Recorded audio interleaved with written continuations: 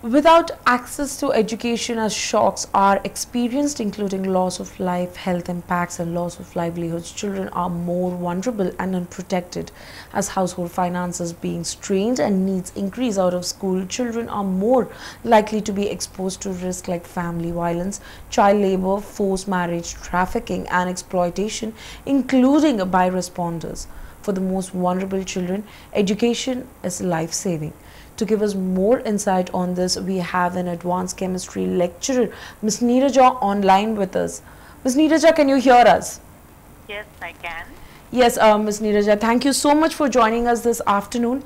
Uh, my first question to you is, what is the situation of educational institutions right now in this pandemic situation across the world? I think they're struggling for admissions, most of the schools. I work Right. for an international school, and they do a pretty good job with organizing the classes and conducting the classes. But since 5 months, I've been teaching online because of this COVID pandemic, Right. and we really find it difficult since I'm in India. Timings are the one reason which is very difficult to cope up with the classes, and students also to have a good connection with the students also is a very difficult thing, Right. and to complete the curriculum is another difficult thing. And Right. since I'm an advanced chemistry teacher, like I teach AP courses, college courses of America, and Right. we find to complete difficult to complete the labs. Labs are very important scenarios in this curriculum because most of the questions in AP exam are scenario based on the labs. So these are some things as a teacher I am finding difficult, and I think it's also difficult to the parents and students as well. Students who want to really focus and study, I don't think it's an easy thing for them to blend into the curriculum and follow up with it to face the exam which is created by the Epicentral of United States. And Right. parents also may be finding it difficult to understand whether their children are doing well as per the curriculum and the school instructions, because there is no contact between the parents and teachers and students and teachers. And I'm thinking this is what is the major problem at this moment. Yeah. Right. Ms. Neeraja, as you've rightly mentioned, educational institutions right now have a problem in admission process, which brings me to a question. What about students who have completed a graduation or who are undergrads? They may have a fear, especially students who are looking into international education. So what about those students who have completed their educations and may fear that in their minds that there would be a withdrawal of their admissions, or the criteria for admissions might have changed? Okay. Are you asking about the college admissions for the students who have graduated the grade 12 and want to go to universities? Yeah. Okay. Yeah, and we actually, for the school I'm working, we still didn't have the graduation. They're going to have a virtual graduation, and only yesterday I could send a message to my prospective graduating students, and definitely there is a lot of problem. All the students I'm teaching, I have applied to the American universities or European universities and Australian universities. I don't Right. think any of them have got admission yet, because when I am teaching online and I ask them some questions, they say that no, I declined this offer because I am an art student. I want to go to USC, University of Southern California, or some will say that they want to go to University of North Carolina, Chapel Hill, but I didn't get the offer yet, because it's not that they didn't get the offer because of their bad score or bad SAT score. It is because the university has not yet released the results. So there is some delay, and these students have to go for the visa, and all these kind of problems are there, and I don't know what is going to happen to the international system. Students are really in chaos at this moment about their admission status, and those students who are graduating from university, my ex-students, they are really facing a problem with the job opportunities. I just had to speak to one of my students yesterday night, and Right. she is in Pittsburgh. Forgot the name of the university. It's sorry, Carnegie Mellon, and Right. she is majoring in chemistry. And she said that she was offered a job in some big laboratory, but now they holded it off for some time, and now she is really worried. So the problem is not only for the students, high school kids who are going to the university, but the problem is for the undergrads who have already graduated from the university. Right. And it's also for teachers. I signed a contract with a new school system, and definitely there is some decline in my salary, and I don't know the reasons, but they said that you are on the high pay now. No, I'm just telling all this is the problem is not only for the students who are graduating, who have graduated, but also to the teachers and professors and lecturers who have a lot of experience and highly qualified too. The whole situation in the educational system has been changing since many years, but Right. this year it is even worse, I can say. Right. And I don't know even when I can go back to my work. I just came for 28 days to India, but it's been 5 months I got stuck here. Right. Right, Ms. Neeraja, you've pointed out a very serious issue here. I would like to further ask you exactly what you started off with. It's not just students; it's even the faculty. See, there are many teachers, there are many professors, many advanced teachers who are highly qualified. They leave for abroad for teaching purposes. They join many universities, colleges. What about teachers abroad right now? Like teachers who left from India to abroad as So a you teaching are faculty. saying that who are already abroad from India? Are you Yeah. talking about them? Yes, I ma'am. don't think if their contract got usually teachers get if like I worked in United States too, we have first 1 year contract, then it gets 2 year contract. Once you complete your 4 years, then they give you a lifetime contract. So Right. we don't know how it is. And the teachers who are in lifetime contract, I think there should be no problem. But those who are on like 1 or 2 year contract, we don't know how it is going to be. And it also depends upon the economic situation of the state where they're working. Right, right. But I want to say in India, I recently spoke to one group of administrators in India, Bangalore based, and I don't want to tell the name of the school. I really did not like the way they were doing the interview, and I felt that it was just like time pass, and they just want somebody to monitor the class for a lower salary, and I could not see the authenticity. I think even the schools are lacking that, and it's just become a business. I see that as a business in India mostly, and I taught in Canada, US, and China. Taught for a very short while in Mexico. But this, I think in India, the situation is very bad for teachers. And I heard that some of my friends, old friends from 1990s and 2000s, they said that they have a 30% cut in the salary. One of my fellow colleagues, I used to work for Gautami College, Right. and coaching here in during 1993 and 94. My fellow lecturer, math lecturer, now she works for engineering college, and she told me that 50% of her salary is not being paid since 4 months. Right. So, yeah. Yeah. So this is, I'm just telling you what I'm hearing. What I'm foreseeing is definitely there will be cut in the salaries. I think some of the teachers who are on visas in different countries, they might have to return back to India. Yeah. Right, right. Very well said, Ms. Neeraja. Also, here, keeping all of this in mind, what do you think is the future?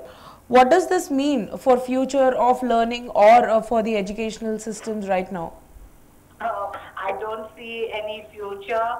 It is the future of the school, not the students. They get the admissions, I think it's very commercial. We have two kinds of, I'm not talking only for India, I'm talking in a broad view of Right, different right. countries.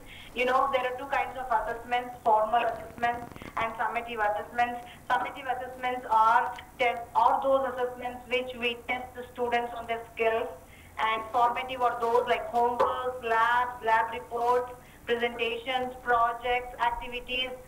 So what they are doing in schools is 70% of the grading is taken from the formative and only 30% from the summative. Then you see definitely the students will have a higher GPA. Do you follow me, Yeah. Anisha? Yes, yes, Yeah. ma'am. And that way we are not really providing the good cream source of good cream students to the world.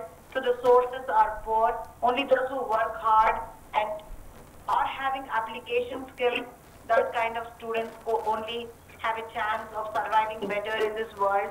And I see a lot of students are in depression after graduation, also no job, Yeah. or if they have a job, also they are not able to keep up the job for long. They keep jumping or hopping to different jobs very frequently. And I don't know. I think this has been there since ages, ages like my grandparents, like that. I don't know. There is no perfect system nowhere, I feel. Yeah. Also, I would like to point out here, it is a challenge like for many students to differentiate themselves and by lacking this cohesive framework and to get themselves ready for any kind of jobs or education tasks they meet. So No, what? okay, complete. Please go ahead. Yeah. Yeah, so what? So it's a very biggest challenge. So how do you think like students can get over this fear? They have to be focused. See, a teacher or a lecturer or a professor or any school or even parents, they only can facilitate them. They Right. cannot give any perfect training to nobody. Even me, if I want to be a teacher, I want to be a teacher or I want to be a college trainer, because that is the only job I have been doing. And if I want to do best and if I want to be the best, I have to facilitate myself and improve my skills, how I can help my students better. The same thing implies to students.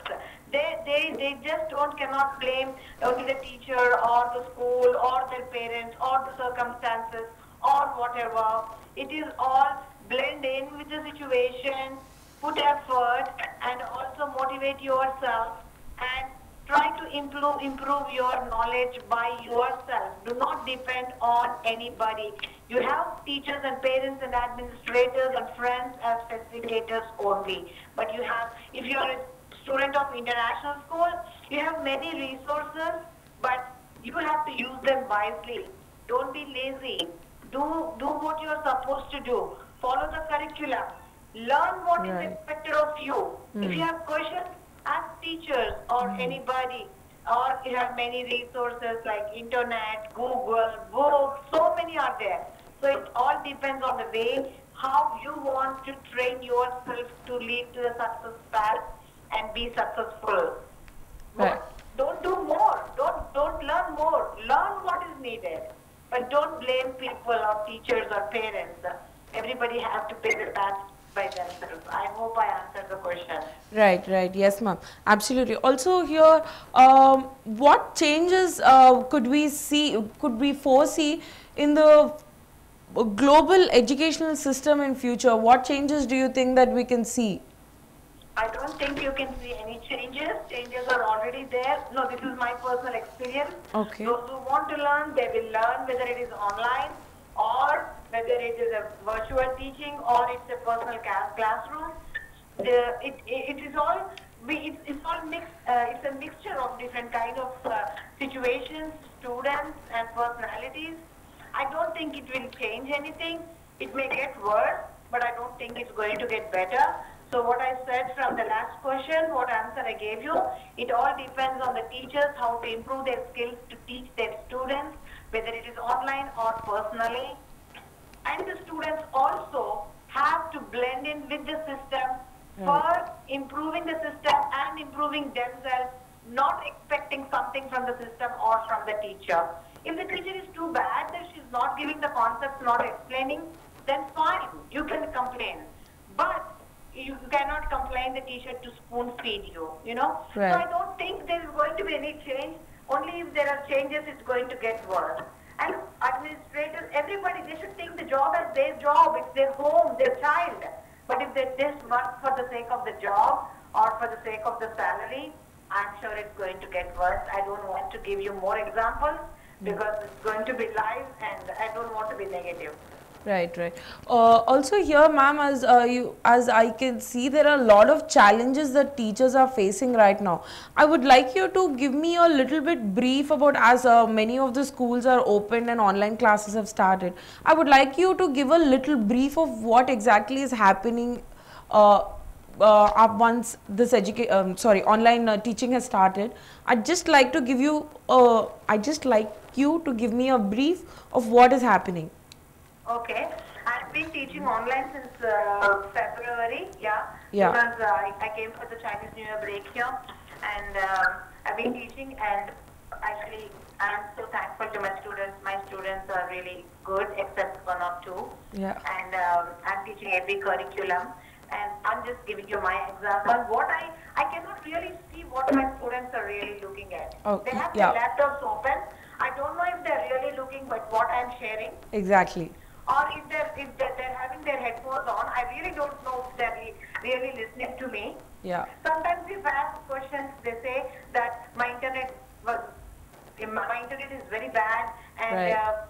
I cannot hear you. Right. And they say, could you please ask the question again? And I can't see the slide you're sharing. So this, but sometimes they also, not all of them, but sometimes they answer. Also, I don't want to be saying that they do not only. And when we do the virtual labs, recently I gave them the final thesis work. All of the works are similar. All are from the same site. All are same examples. All are same graphs, same pictures, same data. So they are not really doing an authentic work. They're just going to the website. They're collecting the data and putting it as per my rubric, and they're sending it to me. But they're not really working on what I'm expecting them to work on the topic. So these are some things I'm observing, but still they're doing the work because they want the grade. Right. So at least I appreciate this, that they care for their grades, they care for the future. They're doing something, but they're not doing 100%. Right. So, what is it that the lecturers can do right now to engage these students to bring out more productivity? Or do you think there might be, probably in the near future, there might be any creative ways in online education to serve? What can teachers do right now to make them stay engaged? We are doing everything right now. We are doing virtual labs. We are doing virtual activities. We are showing them videos. We are also giving them the links where they can go and listen to lectures. And we are also teaching by sharing our slides and sharing our own PPTs. We are doing everything, only that what we are not doing is we are not able to monitor them personally as before. And what we could do is, as I told you, I'm just telling you my opinion, do not consider the summative or do not consider the formative assessments, only consider the summative assessments where we test them online and we lock the time and they cannot cheat anymore, and then they will be more serious and that way the students can do better. I am thinking that is only my thought. I don't know how far it works. If suppose we do this, then everybody's GPA will be very low, but if they work hard, not work. If they stay focused and they're on the top of the subject, surely they can be successful. Because taking the formative assessments into consideration, then their GPA will be definitely good and the students will be taking it easy. That's all I can say at this moment. Right, right, Ms. Neerja. My one last question to you is, with this explosion of online learning, what is it that we've learned out of it? We just have learned that the education should be ongoing and students should not be left alone because of any natural calamity or maybe illness or sickness. It's only not for the group of the kids, even one kid. Education should be ongoing. If not, a student or any person would become a social evil without education. That's all I can say. So whether it is virtual or personal teaching, definitely education is must to everybody. That's all I can say. Well, thank you so much, Neeraja, for joining with us. Thanks a lot. You've been really insightful. Okay, no problem. Thank you guys and good luck.